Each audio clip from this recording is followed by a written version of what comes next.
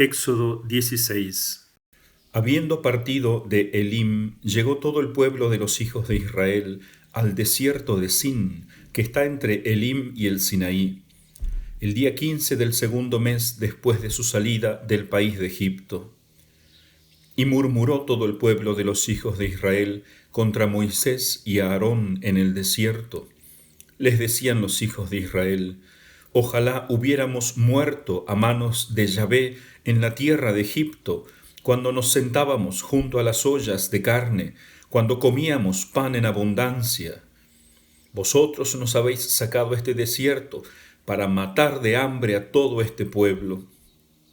Dijo entonces Yahvé a Moisés: mira, yo haré llover sobre vosotros pan del cielo, y saldrá el pueblo a recoger cada día la porción diaria.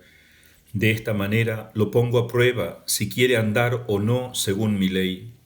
Mas al día sexto han de conservar lo que hayan traído, porque será el doble de lo que acostumbran recoger cada día. Dijeron pues Moisés y Aarón a todos los hijos de Israel: esta tarde conoceréis que Yahvé es quien os ha sacado del país de Egipto, y a la mañana veréis la gloria de Yahvé, ya que ha oído vuestras murmuraciones que se dirigen contra él. Porque nosotros, ¿qué somos para que murmuréis contra nosotros? Y añadió Moisés: esto será el daros Yahvé esta tarde carne para comer, y a la mañana pan en abundancia, pues Yahvé ha oído vuestras murmuraciones con que murmuráis contra él. Pues, ¿qué somos nosotros? No van contra nosotros vuestras murmuraciones, sino contra Yahvé. Dijo entonces Moisés a Aarón: di a todo el pueblo de los hijos de Israel: acercaos a Yahvé, porque él ha oído vuestras murmuraciones. Aún estaba hablando a Aarón a todo el pueblo de los hijos de Israel, cuando ellos volvieron la cara hacia el desierto, y he aquí que la gloria de Yahvé se apareció en la nube. Y habló Yahvé a Moisés diciendo: he oído las murmuraciones de los hijos de Israel. Entre las 2 tardes comeréis carne, y por la mañana os hartaréis de pan, y conoceréis que yo soy Yahvé vuestro Dios. Y sucedió que a la tarde vinieron codornices que cubrieron el campamento, y a la mañana había una capa de rocío alrededor del campamento. Y al evaporarse la capa de rocío, se vio en la superficie del desierto una cosa menuda y granosa, tan menuda como la escarcha sobre la tierra. Cuando la vieron los hijos de Israel, decíanse unos a otros: ¿qué es esto? Pues no sabían lo que era. Díjoles Moisés: este es el pan que Yahvé os da por alimento. Esta es la orden prescrita por Yahvé: recoged de ello cada uno cuanto necesite para comer, un gomor por cabeza, conforme al número de vuestras personas. Cada uno recogerá para la gente que tenga en su tienda. Hiciéronlo así los hijos de Israel, y recogieron unos más, otros menos. Mas cuando lo midieron con el gomor, encontraron que quien había recogido mucho, nada tenía de más, y quien había recogido poco, nada tenía de menos. Cada uno había recogido según lo que podía comer. Les dijo también Moisés: nadie deje nada de ello hasta el día siguiente. Pero no obedecieron a Moisés, sino que algunos dejaron sobras para el día siguiente, y se produjeron gusanos y hediondez, por lo cual Moisés se airó contra ellos. Lo recogían pues todas las mañanas, cada uno según lo que necesitaba para comer. Mas cuando se dejaba sentir el calor del sol, se derretía. El día sexto recogieron doble porción de alimento, 2 gomor para cada persona. Y fueron todos los príncipes del pueblo a decírselo a Moisés, el cual les respondió: esto es lo que ha mandado Yahvé. Mañana es sábado, día de reposo, consagrado a Yahvé. Coced lo que hayáis de cocer, y lo que hayáis de hervir, hervidlo, y todo lo que sobre, guardadlo como reserva para el día siguiente. Y ellos lo guardaron para el día siguiente, según la orden de Moisés, y no hedió ni se halló en él gusano alguno. Dijo entonces Moisés: comedlo hoy, porque hoy es sábado en honor de Yahvé. Hoy no lo hallaréis en el campo.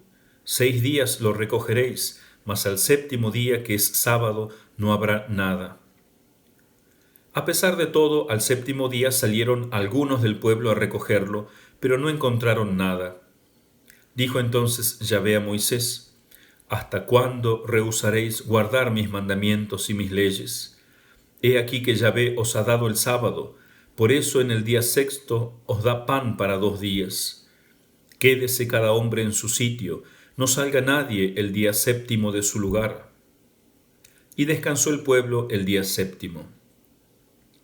La casa de Israel dio a ese alimento el nombre de maná. Era como granos de cilantro blanco, y su sabor como de torta de miel.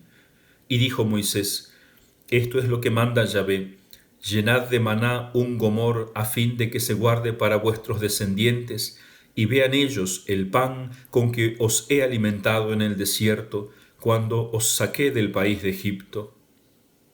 Dijo pues Moisés a Aarón: Toma una vasija y pon en ella un gomor completo de maná, y colócalo delante de Yahvé, a fin de guardarlo para vuestros descendientes. Y de acuerdo con lo que Yahvé había mandado a Moisés, puso a Aarón el maná ante el testimonio para guardarlo. Los hijos de Israel comieron el maná 40 años, hasta que llegaron a tierra habitada. Comieron el maná hasta llegar a los confines del país de Canaán. El gomor es la 10ª parte del efa. Palabra de Dios, te alabamos, Señor.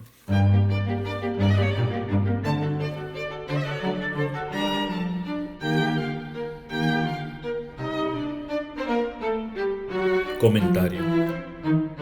Este es un hermoso capítulo porque está dedicado prácticamente al maná, al pan del cielo que Dios le envió a su pueblo por 40 años. Resulta que el pueblo tuvo que dejar aquel oasis y caminó para internarse en el Wadi Shelal, o sea, Valle de las Cascadas, caminando hacia la región montañosa por entre peñascos imponentes y altísimos, para acampar tras una marcha de 10 horas en el desierto de Sin, probablemente en el actual Wadi Budra. Los valles eran cada vez más angostos, los montes más sombríos, y aquel grandioso paisaje montañoso, con sus gargantas estrechas, por las que tenían que pasar apretados, se hacía cada vez más extraño a los israelitas, acostumbrados a las llanuras del Bajo Egipto. Por eso esta marcha fue en extremo penosa. La alimentación era escasa y las preocupaciones por el descanso, por sus mujeres y niños, eran indecibles. Entonces se acordaron de Egipto, donde las fatigas apenas habían sido mayores, pero donde por lo menos contaban con el descanso y la comodidad de la noche. Profunda nostalgia se apoderó de ellos ante este viaje fatigoso y lleno de preocupaciones, en un lugar tan extraño para ellos. De aquí la murmuración tremenda que va a hacer el pueblo contra Moisés y Aarón. Fíjense que no solamente se habla de Moisés, sino de Moisés y Aarón, porque Aarón era el intermediario entre Moisés y el pueblo, así como los sacerdotes son intermediarios entre Cristo y el nuevo Israel. Pero bien, aquí Dios tuvo paciencia con el pueblo israelita, que era ruin de corazón. Tuvo paciencia, lo cual no quiere decir que a Dios no le moleste la murmuración. Y de hecho Moisés y Aarón le explican al pueblo que la murmuración en realidad no va contra ellos, que eran hombres de Dios, sino contra Dios mismo. Así aquellos que critican a los hombres de Dios, al Santo Padre, a los obispos, a los sacerdotes, tienen que tener mucho cuidado. Es verdad que son humanos y cometen errores, y a veces grandes errores, que ciertamente Dios no quiere y que ha de castigar. Y eso uno con caridad puede criticarlo ciertamente, hablarlo maduramente con gente que tenga fe, no con cualquiera, porque hay gente más débil que se escandaliza. Por eso en esto hay que ser muy prudentes. Uno no puede estar publicando abiertamente ni estos pecados ni estas críticas. Y sobre todo hay que evitar ese mal espíritu, ese espíritu tenebroso que incluso se mete en la gente buena, se aprovecha del sentido de la justicia que todos tenemos, de ese enojo, de esa ira, indignación, y hace que nos resintamos en el fondo con Dios, que estemos molestos con el plan divino. ¿Por qué permite este mal? Porque al fin y al cabo el mal que hacen los hombres e incluso los pastores del pueblo de Dios, los sacerdotes, Dios los permite, aunque no los quiere ni los aprueba. Por eso, al terminar una sana crítica, lo que uno tiene que hacer es calmarse y rezar. Y si uno puede hacer algo más, movido por la caridad, bendito sea Dios. Ojo, no quiero decir que no hay quienes tendrían que actuar y enérgicamente, sin duda, y no lo hacen. Pero ante todo nosotros tenemos que cuidar nuestro corazón, porque eso es lo que el demonio busca de nosotros, que murmuremos contra el plan divino, con motivo de las dificultades de la vida y de los errores humanos. En este caso, Moisés y Aarón en nada han pecado, sino que el pueblo tiene nostalgia de la vida cómoda que tenía en Egipto. De modo que tenemos que tener cuidado que no sea nuestra carne la que nos sugiera las murmuraciones, los malos pensamientos, nuestra vida mundana. Pero miren lo que hace Dios. En lugar de castigarlos por aquella falta de confianza en Él, por el desagradecimiento del pueblo de Dios, por la sublevación, dijo el Señor a Moisés, en lugar de castigarlos, dijo: voy a hacer que os llueva pan del cielo, que es el regalo más grande y más tremendo que Dios le va a dar durante 40 años a su pueblo. Un pan celestial, un pan traído por los ángeles. Eso no quita que Dios también les va a mandar carne, las codornices. Cuentan los estudiosos que todos los años vienen del interior del África, por la primavera, enormes bandadas de codornices que, atravesando Egipto y la península del Sinaí, van a vivir al norte, del cual regresan en otoño. Vuelan en grupos apretados y llegan a veces tan rendidas que se dejan atrapar por las manos. Los muchachos árabes, arrojándoles un palo, matan 2 o 3 de una vez. Entonces el Señor hizo que una de estas bandadas pasara por el campo de los israelitas. Así tuvieron carne para comer. Pero el regalo más precioso que Dios le dio fue el maná. ¿Qué es esto?, decían los israelitas. La Vulgata de San Jerónimo pone la palabra hebrea manú y lo explica agregando: esto quiere decir ¿qué es esto? De manú se formó la palabra maná. Se trata de un manjar milagroso, no natural, si no los israelitas no se hubiesen admirado. ¿Qué es esto? Es tan evidente que fue un milagro que aún lo reconocían los mismos fariseos que hablaban con Jesús, como podemos leer en el Evangelio de San Juan 6:31. Dicen que a los peregrinos a Tierra Santa suele vendérsele un maná, pero en realidad hay muchas diferencias entre el auténtico maná bíblico y la resina de taray que les venden, porque según la Escritura, por cabeza habrán consumido unos 2 kilos, y del maná de taray apenas si en toda la península del Sinaí se puede recoger en un año 250 a 300 kilogramos. Aquí estamos hablando de 2 kilos por persona, por miles de personas. Además, es milagroso porque este maná cayó diariamente durante 40 años seguidos, no solo en el Sinaí, sino en el desierto, hasta llegar a Canaán. El maná tenía sabor fuerte y era alimenticio. En cambio, la resina de taray es de un sabor suave y dulce que puede comerse con el pan, pero que de ningún modo puede sustituirlo, o sea, no alcanza para alimento. O sea, todas las explicaciones naturales que se han intentado dar a este hecho han fracasado. El maná era un pan del cielo, aparejado por ministerio de los ángeles, como dice el Salmo 77:24, 104:40, Sabiduría 16:20 y Juan 6:31 que hemos citado.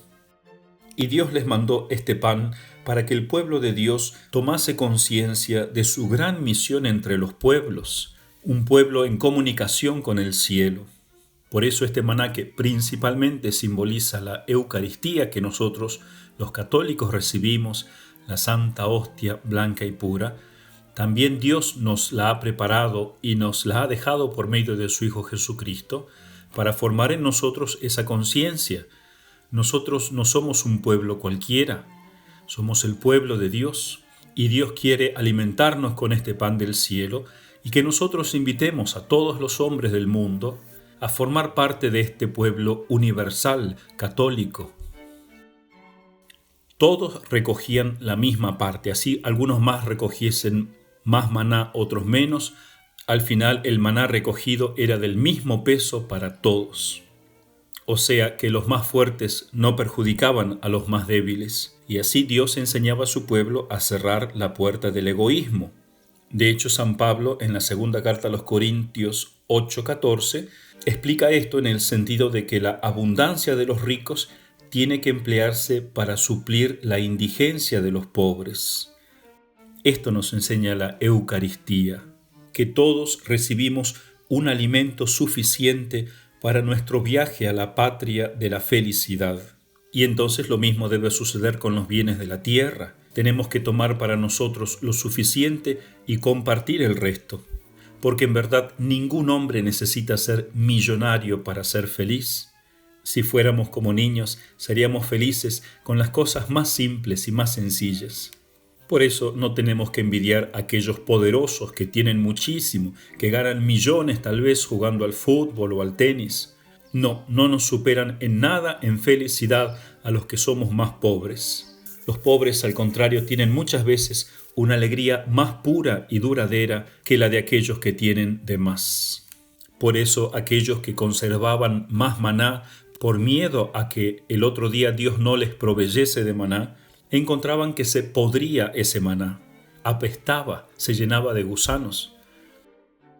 Otra cosa muy interesante es que el maná no caía dentro del campamento, porque estaba sucio, caía fuera.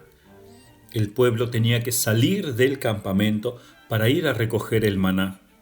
También nosotros no podemos quedarnos en el mundo, en casa. Tenemos que salir de nuestros hogares e ir a la iglesia a recibir, a buscar ese maná bendito que es la Santa Eucaristía. También dice la Escritura que el maná recibía el gusto, el sabor que cada uno quería. No solamente lo alimentaba a uno, lo llenaba de fuerza, sino que encerraba en sí todos los sabores, según la necesidad de cada uno. Así es la Eucaristía. Encierra en sí misma esa pequeña hostia todas las gracias que cada uno necesita. Y el maná duró todo el tiempo que el pueblo de Israel pasó por el desierto hasta que llegó a la tierra prometida, o sea, 40 años.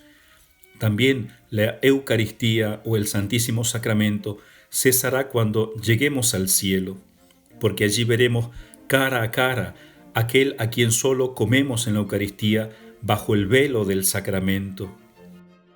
Por eso se cumple aquella promesa del Apocalipsis 2:17. A quien venciere le daré un maná escondido. Otra cosa interesante es que este maná caía solamente 6 veces durante la semana, porque el último día, el sábado, Dios no quería que nadie trabaje. Por eso el viernes mandaba doble ración, que no se corrompía como los otros días, para enseñarnos que debemos cesar de trabajar el domingo e ir a misa. Seguramente el pueblo de Israel durante su esclavitud en Egipto había perdido esa costumbre de observar los sábados, el día sagrado del Señor, pero ya ahora no había nadie quien lo estorbase. Y así Dios les enseñaba a su pueblo que no solo de pan vive el hombre, como Cristo le dirá al demonio. O sea, no podemos constantemente estar pensando en el pan material y olvidarnos del pan espiritual, que es más importante. Hace un tiempo una señora preocupada me contaba la amargura que sentía porque su hijo se había desviado en cuanto a sus inclinaciones sentimentales, digámoslo así, y no entendía por qué. Pero a la vez me decía que ella tampoco iba mucho a misa. Tal vez allí está la respuesta. No pensaron en alimentarse con el maná celestial, ni ella ni enseñó en la práctica eso a sus hijos, por lo cual sus hijos se ocuparon más de la carne. Y el deseo de las cosas carnales se desequilibra muchísimas veces en nosotros y nos lleva a cometer a veces aberraciones. Ojalá que la iglesia algún día cambie, decía ella. No, más bien cambie usted, le decía. Vaya usted a misa. Enamórese usted de la Eucaristía, lleve una vida santa, y así obtendrá para su hijo la gracia de la conversión. Y no deje de recordarle a su hijo que no va a ser feliz por caminos cerrados, que vaya más a misa, que se confiese, que comulgue, que usted lo ama a él, pero no ama sus desviaciones. Vaya frente al sagrario a rezar, como le dijo Yahvé a Moisés, toma un vaso, una copa, un recipiente y echa en él todo el maná que pueda caber en un gomor y colócalo delante del Señor para que se conserve en la posteridad y las futuras generaciones conozcan el pan con que os alimenté en el desierto. Entonces, como vamos a leer en Éxodo 25-29 y como se lee también en la carta a los Hebreos 9:4, este recipiente, que era de oro, como todas las cosas que tenían que estar en el santuario, porque aunque Dios nos enseñó la pobreza, no significa que nosotros tengamos que empobrecerlo a Dios. Hay que darle a Dios lo mejor, y por eso los vasos sagrados tienen que ser del metal más precioso que se le pueda dar. Así como a la esposa uno no le compra un anillo de lata, por más pobre que sea. Entonces se va a guardar este vaso con maná, probablemente en el tabernáculo de la reunión, que luego en Éxodo 33 Dios va a mandar a hacer. Pero también puede suceder que Dios hubiese dado esta orden más tarde, después de que se instaló el tabernáculo de Moisés, de que estaba el arca donde se guardaban los 10 mandamientos, que se colocaba en el santuario en el Sancta Sanctorum, o Santa de los Santos, o Sagrario como le decimos hoy en día, o sea, al siguiente año. O tal vez al terminar los 40 años, como dan a entender las palabras que siguen, para que el pueblo no se olvide de cómo lo alimenté por 40 años. Y entonces Moisés intercaló aquí en este capítulo esta orden para reunir en un solo lugar todo lo que respecta al maná. Entonces miren cómo Dios quiere que el maná esté en un lugar para que el pueblo recuerde esa providencia especial de Dios, ese pan celestial. Lo mismo la iglesia, después de celebrar la misa y de dar a través de sus sacerdotes el pan de los ángeles al pueblo de Dios, reserva las hostias que sobran en un sagrario, el lugar más importante de una iglesia. Por eso cuando ustedes entran a una iglesia, busquen siempre la luz roja, esa luz que indica que está Jesús allí, el pan de vida presente en el sagrario. Por eso cuando uno entra a una iglesia católica, se arrodilla, adorando al Santísimo Sacramento. Eso es lo que nos diferencia y hace cálidas las iglesias católicas, nos diferencia de las iglesias protestantes o de cualquier otra religión. La presencia física, real de nuestro Señor Jesucristo en la Santa Hostia. ¿Qué ha pasado? El pueblo de Dios hoy en día no valora el Santísimo Sacramento. Muy poca gente va a la misa y muy poca gente se arrodilla frente al sagrario o pasa un momento frente a Jesús en el Santísimo Sacramento. E incluso hablo de los religiosos y de los sacerdotes. Santo Tomás de Aquino, aquel gran enamorado de la Eucaristía, decía que si nosotros no adoramos lo que consumimos, poco a poco perdemos de vista el valor y la apreciación de lo que estamos consumiendo. O sea, podemos comulgar incluso todos los días, pero si no nos tomamos un tiempo para adorar eso que hemos recibido, poco a poco también perdemos el gusto por este maná. Entonces, recibir a Cristo en la Eucaristía implica, por un lado, prepararse. Por eso la Iglesia nos prepara con la escucha de la palabra de Dios. Comemos a Cristo primero con nuestra mente, y por eso Cristo en el discurso del pan de vida, la primer parte, va a decir que hay que comerlo creyendo en Él, que es una fe que tiene que profundizarse, hay que leer más la Sagrada Escritura para conocer más a Cristo y así comerlo más. Pero después Cristo, en la segunda parte de este sermón, va a decir que también hay que comerlo físicamente, su carne y su sangre. Y por eso muchos discípulos en este momento lo van a abandonar a Cristo. Pensaban que estaba loco, que hablaba de canibalismo, y Cristo no los detiene, deja que se vayan. O sea, no estaba hablando simbólicamente como piensan los protestantes, estaba hablando en serio de comer su carne y su sangre. Por eso nosotros que primero escuchamos la palabra de Dios y nos preparamos, y luego lo recibimos en la comunión físicamente, es importante que dediquemos otro tiempo más para la acción de gracias. Así sean 5, 10 minutos o más. Y porque no tenemos o perdemos esta costumbre, se enfría nuestra fe. Y por eso lamentablemente vemos incluso sacerdotes que maltratan la Eucaristía. que consagran a las apuradas, que no se dan cuenta que tienen a Dios en sus manos. Termino con el ejemplo de una pintura famosa de Rubens, porque resulta que en el año 1625 la archiduquesa Isabel Clara Eugenia le encargó a Rubens el diseño de unos 20 tapices para el monasterio de las Carmelitas Descalzas en Madrid, con el tema principal de la Eucaristía, porque esta infanta, como princesa soberana de los Países Bajos meridionales, quería que el pueblo no se olvidase del amor al Santísimo Sacramento. Uno de estos tapices nos muestra a 7 santos que vivieron en diferentes épocas, pero eran reconocidos por la Iglesia después de la Reforma Protestante, eran reconocidos por sus esfuerzos para defender y promover el amor a la Eucaristía. Entonces, en una procesión, adelante hay 3 doctores de la Iglesia, con ricas capas pluviales doradas, San Ambrosio, que está mirando hacia el espectador, San Agustín, a quien vemos de espalda porque está ensimismado contemplando la Eucaristía, es el gran enamorado de Dios, San Agustín. Y también vemos a San Gregorio Magno, que porta la cruz papal y vuelve la cabeza hacia la procesión. Él que sobre todo fue el gran organizador de las procesiones durante la pandemia o epidemia que hubo en Roma. Y en el centro está Santa Clara de Asís, con una espléndida custodia que contiene la hostia, recordando aquel milagro por el cual ella salvó a la ciudad y especialmente su convento de monjas de los sarracenos cuando querían destruir y matar a las monjas. Entonces ella, apareciendo con la Eucaristía, los espantó a todos. Y detrás de ella viene Santo Tomás de Aquino, que viene con un gesto como enseñando, porque ese fue uno de sus grandes méritos, reafirmar la fe católica para toda la Iglesia, y de un modo especial era él un enamorado de la Santa Eucaristía. Atrás de él, un hombre en hábito blanco, probablemente es San Norberto, que era un predicador itinerante y fundador de la orden premonstratense, que aplastó la herejía antieucarística de Tanquelmo de Amberes. Y al último está San Jerónimo, el gran padre y doctor de la Iglesia, tan enamorado de la Sagrada Escritura y de hecho viene como ensimismado en la lectura de la Biblia, porque es de la Biblia que nosotros aprendemos a enamorarnos de la Eucaristía.